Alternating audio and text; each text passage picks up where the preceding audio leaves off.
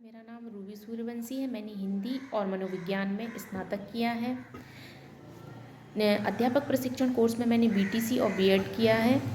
Teaching में मेरा 6 वर्ष का अनुभव है। मैं उत्तर प्रदेश के ललितपुर जनपद से हूँ। ललितपुर का इतिहास काफ़ी प्राचीन है। मान्यता है कि 17वीं शताब्दी के बुंदेला राजा सुमेर सिंह की पत्नी ललिता देवी के नाम पर शहर का नाम ललितपुर रखा गया। वैसे तो ललितपुर में काफ़ी सारी बांध हैं जो ललितपुर की गरिमा को बताते हैं। सबसे ज़्यादा बांध ललितपुर में ही हैं और यहाँ के ऐतिहासिक धार्मिक यहाँ पर बहुत ही सुंदर पर्यटक स्थल हैं, जैसे कि रणछोड़, देवगढ़, महावीर वन्य जीव अभ्यारण्य और माता टीला बांध जो ललितपुर के गौरव को बढ़ाते हैं।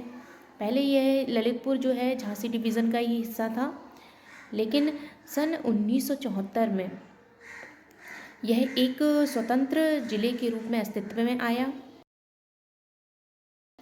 ललितपुर जनपद के ब्लॉक चकोरा के प्राथमिक विद्यालय खड़ोबरा में मैं इंचार्ज प्रधान अध्यापक के पद पर कार्यरत हूँ। मेरे विद्यालय में 253 छात्र छात्राएँ हैं जो पूर्णतः ग्रामीण परिवेश से आते हैं।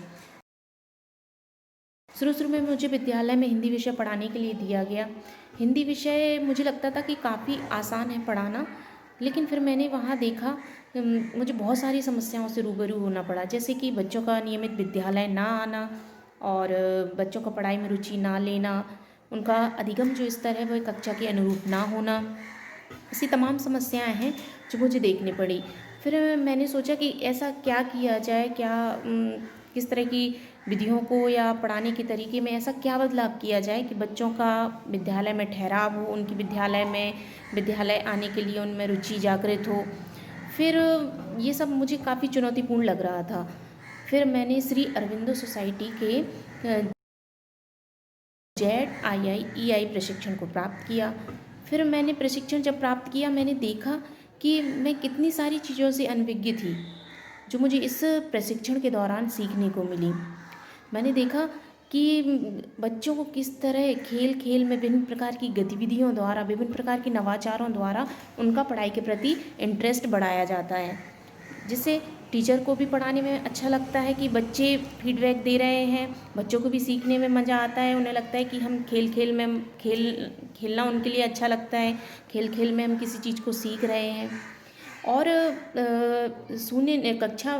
शिक्षा में शून्य निवेश नवाचार के माध्यम से मैंने यह भी देखा कि किस तरह बिना पैसा खर्च किए हुए विभिन्न प्रकार के नवाचारों के द्वारा बच्चों का अधिगम स्तर बढ़ाया जा सकता है, जो बच्चों के लिए भी काफ़ी रुचिकर था। फिर इसी प्रशिक्षण के दौरान मैं इनोवेटिव पाठशाला से भी परिचित हुई। इनोवेटिव पाठशाला एक ऐप है। इस ऐप को जब मैंने डाउनलोड किया अपने मोबाइल में और देखा कि ये ऐप जो है, इसमें आप किसी भी राज्य के, किसी भी कक्षा के, किसी भी बोर्ड की विषय वस्तु का चुनाव कर सकते हैं और चुनाव करके आप पढ़ाने के तरीकों को देख सकते हैं। जैसे कि कोई भी कक्षा 5 है, जैसे कि कक्षा 5 में हिंदी विषय में आप पहला है, दूसरा पाठ है पंच परमेश्वर। आप पंच परमेश्वर को किस तरह प्ले करें, किस तरह नाटक बच्चों के लिए मंचन करें कि वो बिना पाठ को यानी पढ़े हुए भी उसको सीख सकते हैं। जैसे कि पाठ में मंचन किया नाटक का, और उसमें विभिन्न प्रकार के इनोवेटिव पाठशाला विभिन्न प्रकार की गतिविधियों द्वारा, यहाँ तक कि सांप सीढ़ी खेल के द्वारा भी, मैं कभी सोच भी नहीं सकती थी कि हिंदी विषय को पढ़ाने के लिए भी सांप सीढ़ी खेल का भी उपयोग किया जा सकता है। सांप सीढ़ी खेल में बच्चों के लिए विभिन्न संज्ञा, सर्वनाम और विलोम शब्द को रखते हुए ये खेल मुझे काफ़ी मतलब रोचक लगा कि बताइए इस खेल के द्वारा भी बच्चों को हिंदी विषय पढ़ाया जा सकता है। इनोवेटिव पाठशाला में बताए गए नवाचारों को जब मैंने अपने शिक्षण में उसको अप्लाई किया, उसका प्रयोग किया, तो मुझे पढ़ाना बहुत आसान लगने लगा और बच्चों में जो प्रगति देख वो भी मुझे बहुत अच्छा लगा। श्री अरविंद सोसाइटी द्वारा जो ZII प्रशिक्षण बनाया गया है, मैं उसकी सदा आभारी रहूँगी कि मेरे कार्य क्षेत्र में आने वाली विभिन्न मुझ जैसे कई शिक्षकों के कार्य क्षेत्र में आने वाली समस्याओं को इस प्रशिक्षण के द्वारा दूर किया जा सकता है। और इनोवेटिव पाठशाला में बताए गए नवाचारों से आप अपने शैक्षिक स्तर को सुधार सकते, शिक्षण के तरीके में सुधार ला सकते हैं और बच्चों के अधिगम स्तर को भी बढ़ाया जा सकता है।